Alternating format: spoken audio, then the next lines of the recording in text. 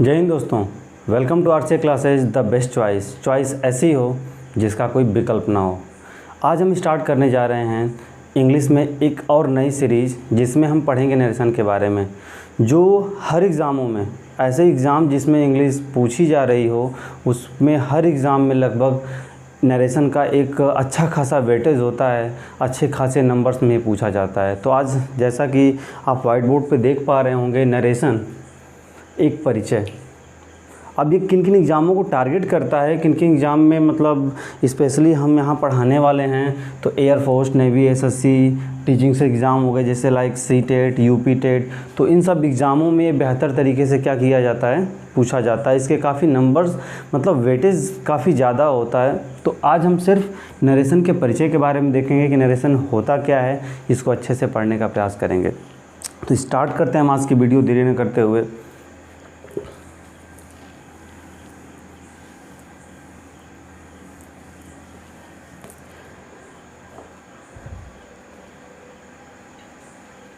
देखिए दोस्तों, ध्यान से देखिएगा। जैसे बात की जाए नरेशन, तो नरेशन का जो एक्चुअल हिंदी होता है इसे हम कहते हैं कथन। ठीक है। अब कथन को दूसरी भाषा में यदि हम कहें तो ये आपका स्टेटमेंट होता है।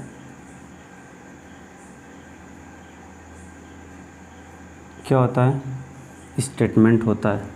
अब स्टेटमेंट क्या होता है? किसी की स्पीच तो ही होती है। क्या होती है? किसी की स्पीच होती है जो किसी के द्वारा कही जाती है, जो किसी के द्वारा बोली जाती है, कही जाती है या बताई जाती है या बोली जाती है। मतलब कि हम नरेशन मीन्स हो गया कथन। कथन को हम दूसरी भाषा में मतलब लिख सकते हैं क्या, दूसरे तरीके से क्या लिख सकते हैं? स्टेटमेंट हम लिख सकते हैं। स्टेटमेंट आपका स्पीच ही होता है जो किसी के द्वारा क्या किया जाता है, बोला जाता है। तो अगर हम नरेशन की बात कहें तो नरेशन कहते किसे हैं? तो नरेशन की एक्चुअल डेफिनेशन ये होती है कि वक्ता मीन्स देखिएगा, इस वक्ता जो होता है इस इंग्लिश में इसे स्पीकर बोलते हैं। अर्थात वक्ता द्वारा कही गई बात, क्या सुना आपने दोस्तों? वक्ता द्वारा कही गई बात को हम क्या कहते हैं? नरेशन कहते हैं। तो अब क्वेश्चन ये आता है कि नरेशन जो होता है क्या इसके कोई अन्य नाम भी होते हैं? तो ज़रा इसे देखने का हम प्रयास करेंगे दोस्तों कि जो नरेशन होता है आपका, ये कहीं कहीं आपको इस नाम से भी देखने को मिल जाएगा। जैसे लाइक इसका जो नाम होता है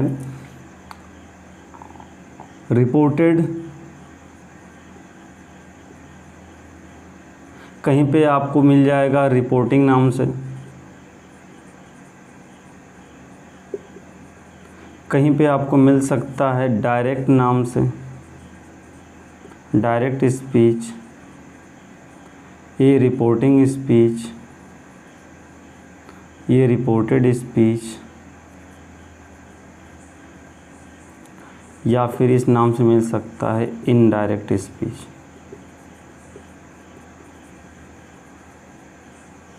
मतलब ये किसी भी नाम से मिले दोस्तों, किसी भी नाम से मिले, आपको बिल्कुल घबराने की ज़रूरत नहीं है, क्योंकि ये सारे के सारे जो नाम हैं एक ही टॉपिक के नाम है जिसका नाम क्या है?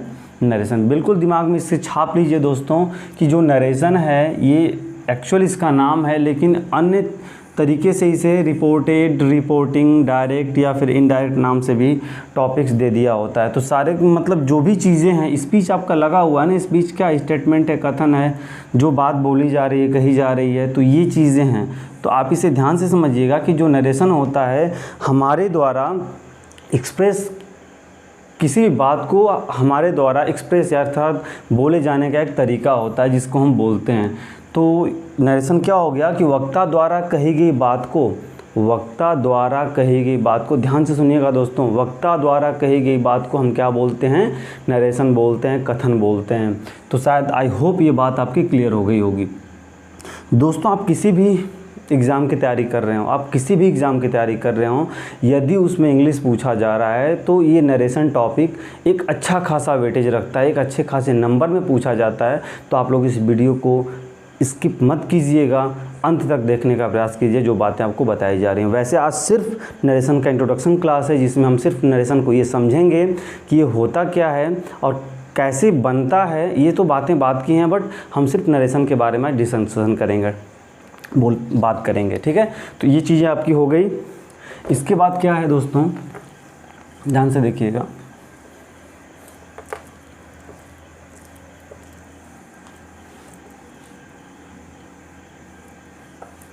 अब देखिए ध्यान से दोस्तों, अब जो वक्ता है, हमने कह दिया कि वक्ता द्वारा कही गई बात को, वक्ता द्वारा कही गई बात को हम क्या कहते हैं, नरेशन कहते हैं। अर्थात वक्ता जो कहता है, वक्ता जो कहता है उसे हम क्या कहते हैं, नरेशन कहते हैं। क्या कहते हैं दोस्तों, क्या कहते हैं बोलिएगा, उसे क्या कहते हैं, नरेशन कहते हैं, ठीक। लेकिन अब ये क्वेश्चन उठता है कि वक्ता जो कहता है, तो अगला क्वेश्चन हो सकता है कि वक्ता कितने प्रकार से अपनी बात को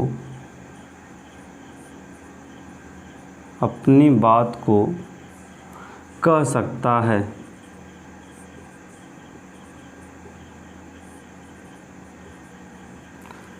क्वेश्चन देखिए ध्यान से दोस्तों, कि वक्ता कितनी प्रकार से अपनी बात को कह सकता है। ध्यान से क्वेश्चन देखिए दोस्तों, कि वक्ता कितने प्रकार से अपनी बात को कह सकता है। तो मालूम है तो आंसर दीजिए, सोचिए दोस्तों। हाँ बिल्कुल आपने सही सोचा कि जो वक्ता होता है वह दो प्रकार से, कितने प्रकार से, दो प्रकार से अपनी बात को कह सकता है। वो दो प्रकार कौन कौन हैं, देखिएगा दोस्तों। दो प्रकार क्या हैं, एक प्रत्यक्ष रूप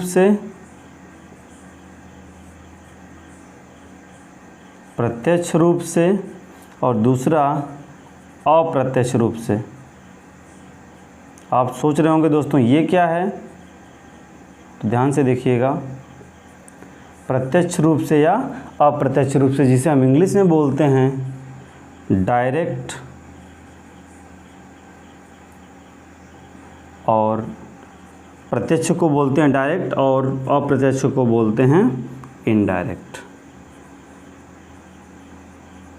जिसे हम लिख देते हैं डायरेक्ट स्पीच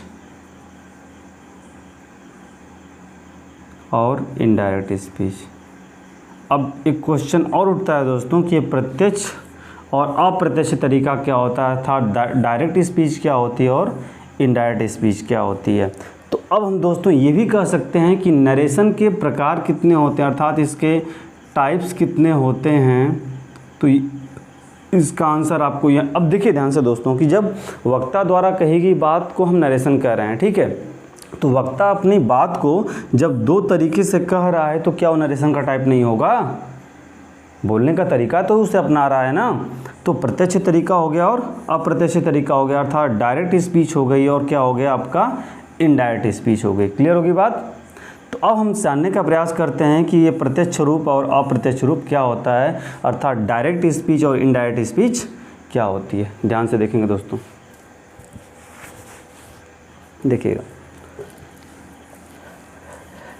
तो अगर हम यहाँ पे ये लिखते हैं, देखिए वक्ता जो कहता है उसे हम क्या कहते हैं, नरेशन कहते हैं, ठीक है। अब कितने प्रकार से कहता है, तो यहाँ पे हम लिख सकते हैं कि टाइप्स ऑफ नरेशन। ध्यान से देखिएगा दोस्तों, मैंने फिर कहा दोस्तों आपसे कि ये सिर्फ नरेशन का इंट्रो क्लास है, जिसमें हम सिर्फ नरेशन के बारे में जानने का प्रयास करेंगे। तो टाइप्स ऑफ नरेशन कितने हो गए आपके, डायरेक्ट नरेशन बोल सकते हैं इसको, या फिर स्पीच बोल सकते हैं। दूसरा है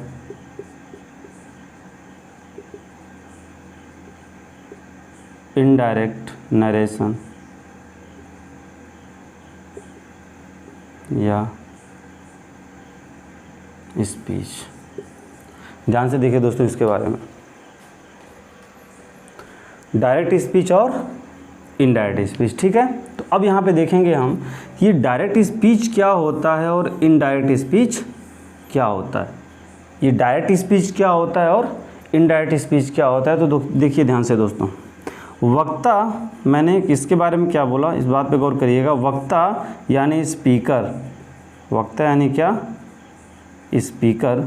जो बात कहता है उसे हम क्या बोलते हैं, नरेशन बोलते हैं। अर्थात स्पीकर द्वारा बोली गई बात क्या होती है, नरेशन होती है। बात को ध्यान से सुनिएगा, वक्ता जो बोलता है उसे हम क्या बोलते हैं, कहते हैं, उसे नरेशन कहते हैं। ठीक है, तो अब देखिए, अब वक्ता कुछ बोल रहा है तो हो सकता है कि उसने कहीं से कोई इन्फॉर्मेशन ली हो, कहीं से कोई जानकारी ली हो और उस जानकारियों को ऐसे ही बोल दे रहा है जिस प्रकार से उसने कहीं से किसी भी स्रोत से उसने वो जानकारी ली और कहीं पे उसे कहना है उसने वैसे ही बोल दिया।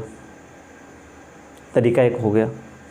उसने कहीं से उस इन्फॉर्मेशन को ली या उसके पास ही वो नॉलेज है, जैसे वो नॉलेज है वैसे ही यदि बोल दे रहा है तो वो एक तरीका हो गया। और उसने कहीं से एक नॉलेज ली या फिर इंफॉर्मेशन ली, उसके पास ही है, लेकिन जब वो कहीं उसको बोल रहा है, बता रहा है, समझा रहा है, कह रहा है तो उसके बोलने का तरीका बदल जा रहा है।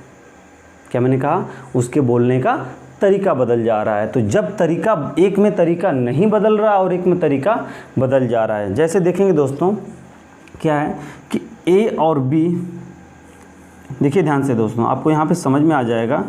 ए, बी और सी नाम के 3 दोस्त हैं। ठीक है, अब ए के पास कोई क्वेश्चन है, ए के पास क्या है, कोई क्वेश्चन है। ठीक, अब क्या कर रहा है कि ये बी से अपने दोस्त से क्या कर रहा है, आस्क कर रहा है। जब ए के पास कोई क्वेश्चन है और ए ने उसे पूछा किससे, बी से, तो बी ने कहा कि भाई इसका जवाब तो मेरे पास नहीं है, लेकिन मैं सी से पूछ करके, अर्थात सी से पूछ करके मैं क्या कर दूंगा, आपको बता दूंगा। तो ज़रा ये बताइए कि जब ए ने क्वेश्चन जो है पूछा बी से, तो इस ए के पास कोई तरीका रहा होगा पूछने का, यस और नो, बिल्कुल रहा होगा। आप भी बोलेंगे कि हाँ रहा होगा, समझ में आ रही है बात आपको। ए किसी तरीके से बी से पूछा होगा। अब बी ने क्या किया कि बगैर उस तरीके को, उस मेथड को, इसके पास एक मेथड रहा होगा पूछने का। ठीक है, और जब उसने बी से पूछा तो बी ने कहा कि मेरे पास इसका जवाब तो नहीं है, लेकिन मैं सी से पूछ के क्या कर सकता हूँ, बता सकता हूँ। तो यहाँ पर भी उसके पास एक मेथड था, लेकिन उसने जो मेथड यूज किया अपना नहीं कर रहा है, बल्कि एक ही मेथड यूज कर रहा है। अर्थात यहाँ पे चेंजिंग नहीं हो रही है, अर्थात उसका मेथड जो है पूछने का वो बदल नहीं रहा है। समझ रहे मेरी बात को, फिर से सुनिए ध्यान से। ए के पास कोई क्वेश्चन है, किसी भी तरीके से उसने बी से क्या कर लिया, पूछा, और बी ने कहा कि मेरे पास इसका जवाब नहीं है, मैं सी से पूछ कर तुम्हें क्या कर दूंगा, बता दूंगा। ठीक है, अब जब इसने सी से पूछा, तो उसने ए का मेथड चेंज नहीं किया, बल्कि ए के ही तरीके से, जैसे ए ने पूछा था वैसे ही बी ने किससे पूछ लिया, सी से पूछ लिया। सुनिए ध्यान से, जैसे ए ने पूछा बी से, बी ने वैसे ही पूछ लिया किससे, सी से। तो ये आपका जो तरीका होगा ना, इसमें चेंजिंग नहीं आ रही है, बोलने के तरीके में, स्पीक करने के तरीके में चेंजिंग नहीं आ रही है, सॉरी आस्क करने के तरीके में चेंजिंग नहीं आ रही है। इसका मतलब ये क्या हो गया आपका, डायरेक्ट मेथड।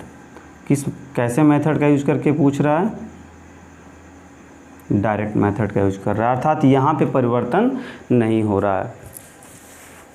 तो यहाँ पे डेफिनेशन आपकी क्या निकलती है डायरेक्ट की, देखिए ध्यान से, डायरेक्ट की डेफिनेशन आपकी यहाँ पे क्या निकलती है कि वक्ता द्वारा कही गई बात को उसी के शब्दों में कह देना, अर्थात स्पीकर कुछ बोल रहा है और उसकी बातों में बगैर चेंज किए उसको वैसे ही बोल देना क्या होता है, डायरेक्ट स्पीच होता है। क्या होता है, डायरेक्ट स्पीच होता है। अर्थात वक्ता कुछ बोल रहा है, कुछ कह रहा है और उसकी बातों में बगैर परिवर्तन किए हम उसे बोल पा रहे हैं, उसे बोल दे रहे हैं, तो क्या होता है आपका डायरेक्ट स्पीच होता है। अगर दो ही लोग हैं तो ए ने कोई इन्फॉर्मेशन कहीं से गेन की, प्राप्त किया और उसने बी से बोल दिया, तो जैसे उसने प्राप्त किया वैसे ही उसने बी से बोल दिया, तो ये भी तरीका क्या होगा, डायरेक्ट स्पीच का होगा। अर्थात जो चीज़ जैसे है उसको वैसे ही बोलना, छाप लीजिए बिल्कुल दिमाग में दोस्तों, जो चीज़ जैसे है उसको वैसे ही बोलना क्या होता है आपका, डायरेक्ट स्पीच होता है। आई होप डायरेक्ट स्पीच आपकी क्लियर हो गई होगी। क्लियर है जी, बिल्कुल ठीक। आगे देखते हैं, अगला है क्या, इनडायरेक्ट मेथड क्या है। इनडायरेक्ट स्पीच क्या है, ध्यान से देखिएगा दोस्तों। इनडायरेक्ट स्पीच में क्या है, उसी तरह इसको भी समझने का प्रयास करते हैं कि ए, बी और सी। फिर ए ने कुछ बी से आस्क किया, ठीक है ना, फिर बी बोल रहा है कि मुझे इसका आंसर तो नहीं मालूम है, तो यहाँ पर भी ए ने कोई मेथड यूज किया होगा ना, फिर बी भी मेथड यूज कर रहा है। लेकिन यहाँ पे क्या है, यहाँ भी सी से आस्क ही किया जा रहा है, बट अंतर क्या है कि मेथड यहाँ पे चेंज हो गया। अर्थात जो बोलने का तरीका है, जो मैनर है, जो मेथड है, वो क्या हो चुका, चेंज हो चुका, यहाँ पे बदल चुका है। अर्थात बी ने उसको जैसे ए से एक्सेप्ट किया था, ए से लिया था, ए से जैसे उसने सुना था उस क्वेश्चन को, जैसे ए ने किया था, पूछा था किसी तरीके से बी से, लेकिन बी जब सी से पूछ रहा है तो वह बी अपने तरीके से पूछ रहा है। किसके तरीके से पूछ रहा है, डायरेक्ट वाले में क्या था कि उसने ए के तरीके से पूछा था, लेकिन बी अब किसके तरीके से पूछ रहा है, खुद के तरीके से पूछ रहा है। अर्थात अपने तरीके से पूछ रहा है, किससे, सी से। अर्थात उस लैंग्वेज में, उस भाषा में, उस तरीके में, उस मेथड में कोई ना कोई वो क्या कर रहा है, परिवर्तन कर रहा है। तो ये परिवर्तन ही होता है क्या है आपका, इनडायरेक्ट मेथड। क्या होता है, इनडायरेक्ट मेथड। आई होप ये क्लियर होगा। अर्थात यहाँ पर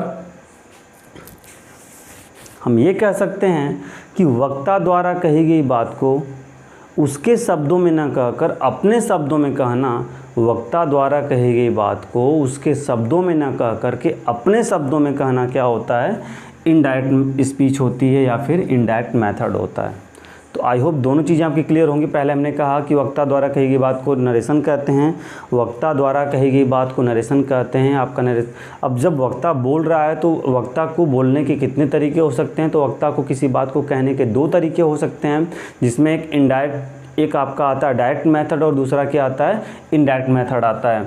तो डायरेक्ट मेथड और इनडायरेक्ट मेथड के बारे में ये था कि जब किसी भी बात को उसी के तरीके से बोल दिया जाए, किसी भी इंफॉर्मेशन को, किसी भी चीज़ को, किसी भी बात को जैसे वो है उसको यदि हम वैसे ही बोल दे रहे हैं तो आपका क्या होता है। और एक ऐसी बात, एक ऐसा इंफॉर्मेशन, कोई भी ऐसी बात जिस तरीके से वो है उसको वैसे ना बोल करके अपने तरीके से बोल लें तो क्या होता है, इनडायरेक्ट होता है। तो आप समझ गए होंगे इतनी बात में कि डायरेक्ट और इनडायरेक्ट, ठीक है। तो नरेशन के आपके दो टाइप्स भी हो गए, डायरेक्ट स्पीच और इनडायरेक्ट स्पीच। परिवर्तन न करके बोलना,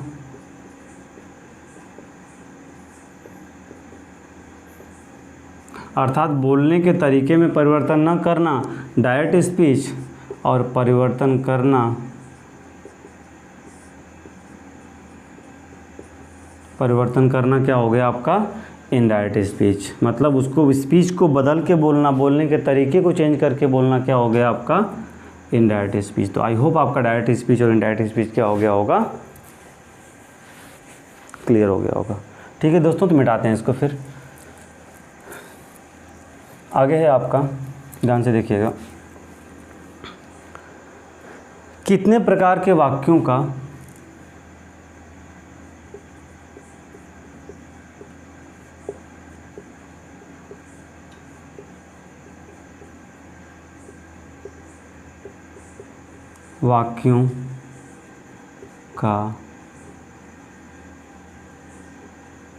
नरेशन बनाया जाता है। तो दोस्तों कितने प्रकार के वाक्यों का नरेशन बनाया जाता है, तो आंसर आपका है कि 5 प्रकार के वाक्यों का हम क्या बनाते हैं, नरेशन बनाते हैं। जिसमें हम देखेंगे ध्यान से कि जो पहला है आपका क्या है, असर्टिव,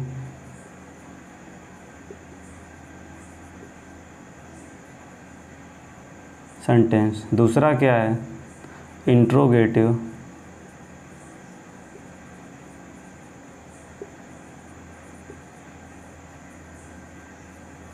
तीसरा है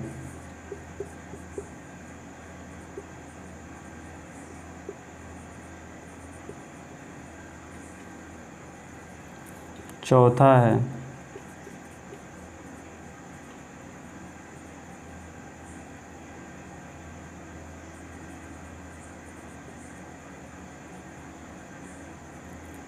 और पांचवा है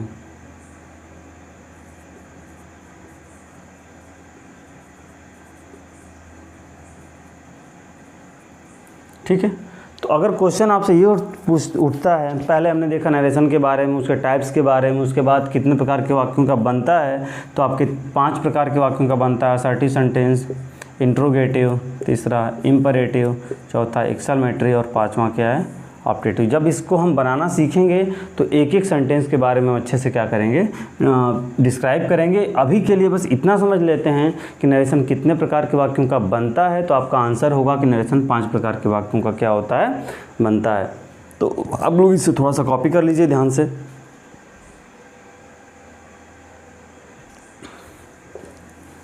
ठीक है दोस्तों, हो गया, मिटाते हैं इसको। फिर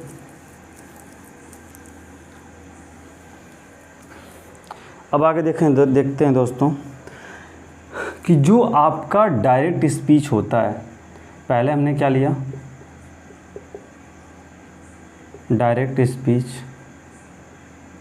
और दूसरा है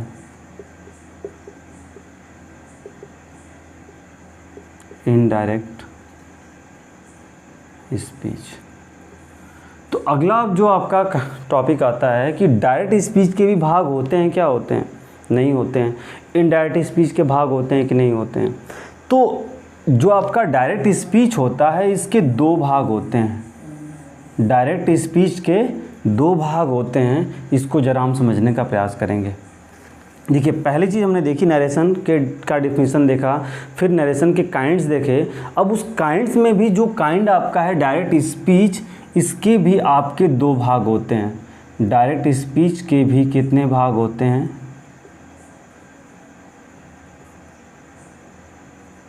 2 भाग होते हैं। डायरेक्ट स्पीच के भी कितने भाग होते हैं, 2 भाग होते हैं। जिसमें हम पहला भाग बोलते हैं रिपोर्टिंग स्पीच, और दूसरा बोलते हैं, कहते हैं रिपोर्टेड स्पीच। ध्यान से देखिए दोस्तों इसको। अब डायरेक्ट स्पीच अर्थात ऐसा कथन जिसको बोलते समय परिवर्तित नहीं किया जाता था, उसको वैसे ही बोल दिया जाता था, उसके भी अब 2 भाग आपको मिल रहे हैं। पहला भाग क्या है, रिपोर्टिंग स्पीच, और दूसरा क्या है, रिपोर्टेड स्पीच। इसे ध्यान से देखिएगा दोस्तों। डायरेक्ट स्पीच के 2 भाग, रिपोर्टिंग स्पीच और रिपोर्टेड स्पीच। इसकी चर्चा हम कल के वीडियो में करेंगे। अभी के लिए बस इतना ही। हमने आज क्या देखा कि नरेशन किसे कहते हैं, नरेशन की परिभाषा देखी,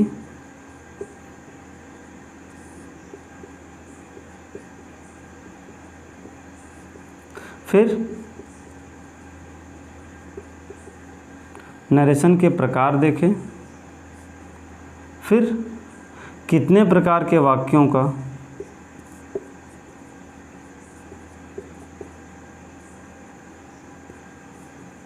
नरेशन बनता है।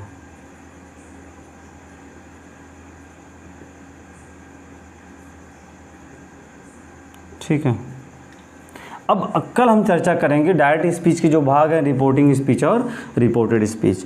तो दोस्तों, यदि आपको इससे रिलेटेड डाउट्स यदि दूर करने हैं तो आप वीडियो को अंत तक देखने का प्रयास करिएगा। इन्हें कि बीच में स्किप कर देंगे तो आपको डिस्कशन समझ में नहीं आएगा। ठीक है दोस्तों, तो वीडियो को अंत तक देखिए और वीडियो पसंद आए तो लाइक शेयर सब्सक्राइब आप तो करते ही हैं, तो इसमें कोई ऐसी बात नहीं है, आप लोग बिल्कुल करिएगा।